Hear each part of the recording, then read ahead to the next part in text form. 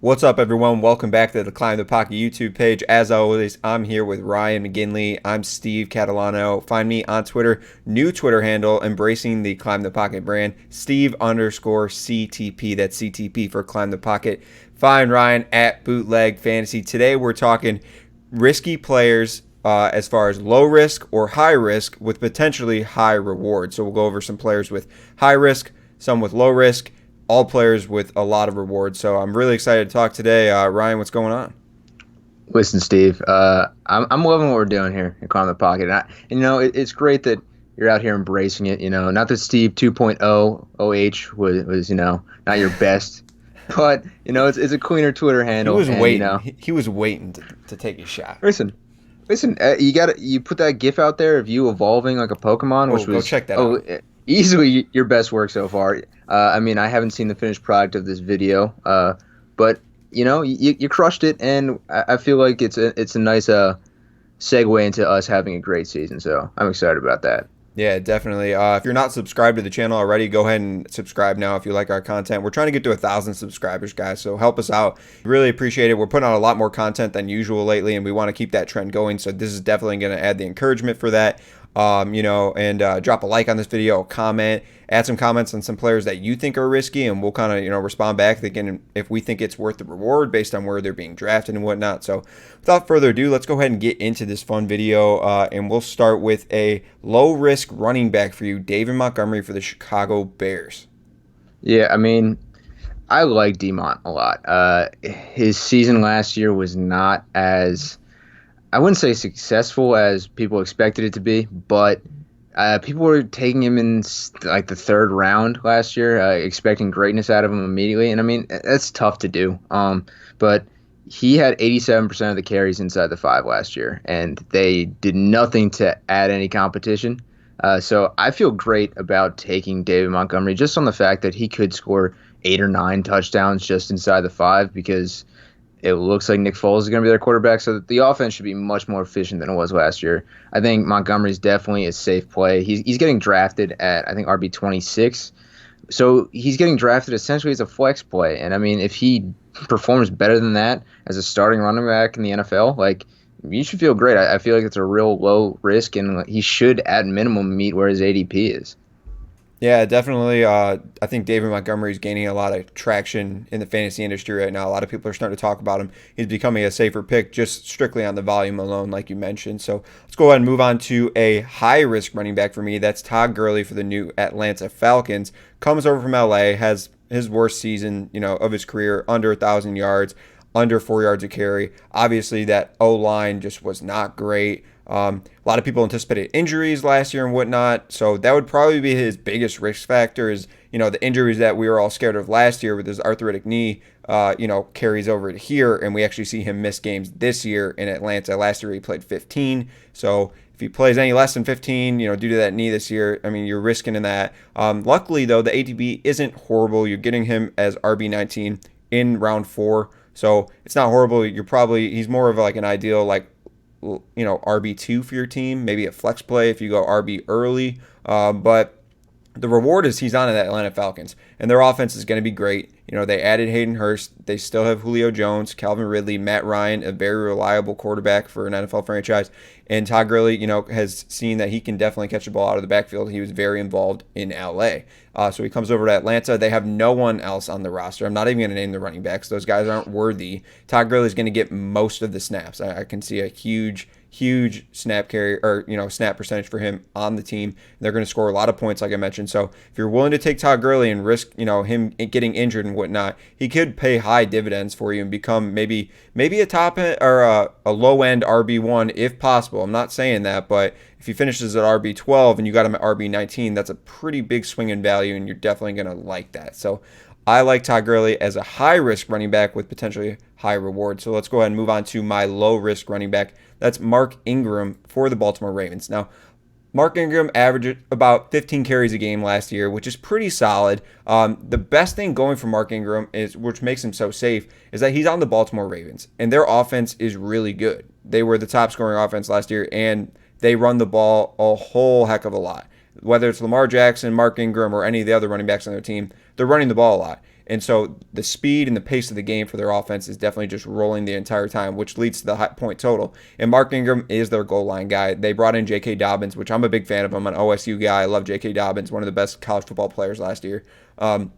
But I just don't think they're going to push out Mark Ingram for J.K. Dobbins. I think they'll work J.K. Dobbins in, but I don't think it's going to eat into too much of Mark Ingram's carries and just the value of Mark Ingram's carries and the veteran presence on the team. I think he's very safe, even if he goes down to 13 to 14, rushing attempts and gets a little more involved in the passing game. Only caught 26 balls last year, so if he gets a little more involved in that way, maybe loses one carry or so, I think he can stick around that 10 touchdown mark, and I think he just proves to be one of the safer players. You're getting him at RB20, late fourth round. If you can get him in the fifth, I think that'd be fantastic. I think he's if he can return, top 15 RB, I think that'd be a pretty high reward. I don't know how much upside he has as like a top 10 running back, but we're talking swinging value here. If you can go up like 7 or 8 spots in the RB position from where they're when they're getting drafted, I think that'd be a pretty good return. So let's go move on to a high risk running back for you, and that's David Johnson for the Houston Texans. Whew, yeah, David Johnson, we kind of know the risks already. I mean, you've seen the videos of him trying to get around the edge on just delayed handoffs, and it's bad. Like I feel like David Johnson has lost a step, but there's a large caveat. He's now with Bill O'Brien. Bill O'Brien seemingly revitalized what Carlos Hyde was doing last year. People forget that Carlos Hyde seemed dead to rights in Jacksonville 2 years ago. I think Bill O'Brien is going to run David Johnson into the ground this year. I mean, he almost has no choice after making that trade. His yards per carry last year were actually up from the previous year, which is tough to think. So, I mean, has he regressed a bit? Yes, but also in 2018, he finished with 940 rushing yards, 446 receiving yards, 50 catches, and 10 total touchdowns. And that was a disappointing year. And that's kind of when the disappointment started for David Johnson. He was RB10, and people drafted him as overall RB1 that year. So, that's when the disappointment started. He's getting drafted right now as RB24 in half PPR leagues. You're drafting him as pretty much the last second running back in the league. So if he returns to any type of 2018 form, which he very well could, the 940 rushing yards is very doable. I think if he sees 30 receptions and finishes around RB15, you feel great. I mean, last year Carlos Hyde was RB25, and I'm pretty sure he caught 10 passes last year. That's it. He only caught 10 passes. I think he finished with somewhere close to 1,100 yards. I could very well see David Johnson being close to 1,200 yards. I mean, I feel pretty confident in that because they're going to have to use him because Bill O'Brien can't be wrong about the trade. So RB24 is a pretty you're still drafting a starter, and that's where the high risk really comes in with his injury history. But I feel pretty decent getting David Johnson as a flex play or my RB2. Yeah, he's a very trendy RB2 for someone who goes like wide receiver early or whatnot. So yeah. I wouldn't be surprised just the volume alone. Like you mentioned, they're going to run him into the ground. So let's go ahead and move on to your low risk wide receiver, and that's Tyler Boyd. Listen, I mean, you don't even have to look at his stats. He's got back-to-back 1,000-yard seasons. He was wide receiver 25 last year. The year before, he was wide receiver 17. So with Andy Dalton, he was a top 20 wide receiver. Last year with half of Andy Dalton and I don't even remember who was playing quarterback at this point for the Bengals in that weird stretch of games. He was wide receiver 25. He's getting drafted as wide receiver 33. To me, that's just an instant return on investment. I mean, that feels low risk. He's going to outperform his ADP. I understand A.J. Green's back, right? We do this every year, Steve. We were talking about this before we hopped on. Mm-hmm. Every single year, we're told A.J. Green should be fine, right? And A.J. Green has never been fine. Every single year, A.J. Green is hurt somehow. It's a soft tissue, a major injury. It's every year. I understand A.J. Green was a great wide receiver when healthy. He was one of the most talented wide receivers in the league. But I don't think he's ever going to get back to that. Yes, they brought in T. Higgins. It's tough for rookie wide receivers in year one. They have John Ross, who's just as much an injury risk as AJ Green. Like, I think Tyler Boyd is going to be the de facto wide receiver one on that team for a quarterback that's better than what they've had essentially. I mean, I think Joe Burrow will be just as good, if not better, for fantasy than Andy Dalton was. So the return on investment's nuts. I mean, wide receiver 33 is a joke. Yeah, Tyler Boyd, like you said, I don't agree with a lot of people going back to AJ Green like they do every year. I've been out on him for years, and it's definitely paid off for me. So I'm sticking away. Will Fuller is my high risk wide receiver. Now, I think he's a pretty obvious high risk choice for the wide receiver position. He's only played 10 and a half games, or just over 10, 10 games a year throughout his career. So he's battling injuries every single year. So that's one factor. Second factor is that DeAndre Hopkins is out of town, so can he be that wide receiver one? Now they brought in Brandon Cooks, so we don't really know what the Houston Texans are going to do. There's just a lot of speculation. His biggest risk is definitely the injury history. But if this guy can stay healthy for more than 10 games, let's say 13 to 14 games, I think we'd all be happy if Will Fuller played 14 games. Then he would probably be developing like a good stretch of games, and you throw in all these hamstring injuries he's had over the years, he's not able to get going. Last year he had a game over 200 yards and 3 touchdowns, gets injured 2 games later. And then, when he comes back, 140 yards. He's able to have these huge games. So keep this guy healthy for 14 games in a row, and no doubt this guy's going to be an over 1,000 yard receiver, probably close to 7, 8, 9 touchdowns. And DeAndre Hopkins is gone, so there's so many targets that are vacated. I don't think Brandon Cooks comes in, another guy who has injury issues, and takes all those targets. They brought in Randall Cobb to clean up some of that work too. But I think Will Fuller is the most talented wide receiver on this team. And if he can stay healthy, like I've said for the 4th time during this segment, I think he's going to pay huge dividends. He's going as wide receiver 35, 86th overall in the 8th round. So if you can get him as like a bench wide receiver, or maybe a flex play, your wide receiver 3, and he can stay healthy, I mean, you're going to be stacked at the wide receiver position. I don't care who you have in front of that, because he's going to be Deshaun Watson's favorite target. They have a connection when he's on the field. If he can stay on the field, he's going to be fantastic. I love Will Fuller. Let's go ahead and move on to my low risk wide receiver, our guy, Scary Terry McLaurin. Love this guy. Sure. Once again, I said I was an OSU guy. He was a fantastic rookie last year, playing with absolute garbage at quarterback. And Dwayne Haskins, we've all seen the videos. He's getting better. He looks like he's bulked up. He just looks like he's getting better. He got better towards the end of the season last year. And Terry McLaurin still had a pretty good season with Dwayne Haskins and with all those bad quarterbacks.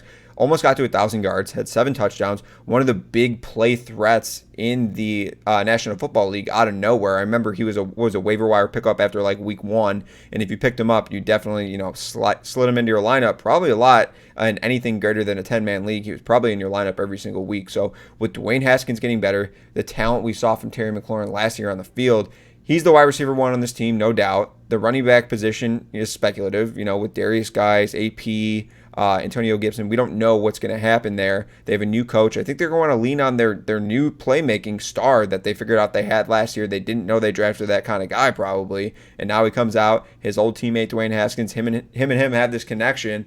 I think they're going to definitely throw to him a lot. I think Terry McLaurin goes for 1,200 yards this year, 7 or 8 touchdowns. Yeah, definally. That's going to be a huge return. Listen, Steve, we've been banging the drum for Scary Terry, so I'm not even going to bat an eye at that. I mean, Terry McLaurin it's tough because I was at his breakout party where he torched the Eagles week 1 last year, and I immediately went home and put a claim in for Terry after I just sat in the nosebleeds watching him run directly under me.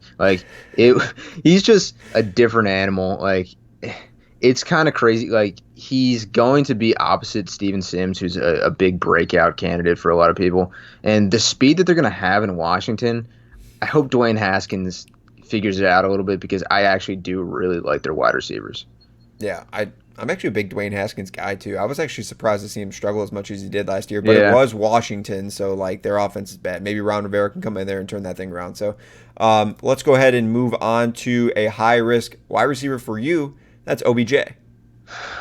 I mean, speaking of NFC East wide receivers that I loved, when Odell was in New York, I loved Odell. I mean, I think everyone had an infatuation with Odell, the long blonde hair, the ability to dunk basketballs and kick soccer balls in the top corner. Like he was the man for that rookie year and then the second year. Like it was tough. I'm willing to say that for a little bit of time he was probably the face of the NFL because he was just so marketable. The problem is injuries have plagued him, poor performance, some temper tantrums, and he's now found himself kind of in a rut where he said he doesn't enjoy football as much, which is tough, you know.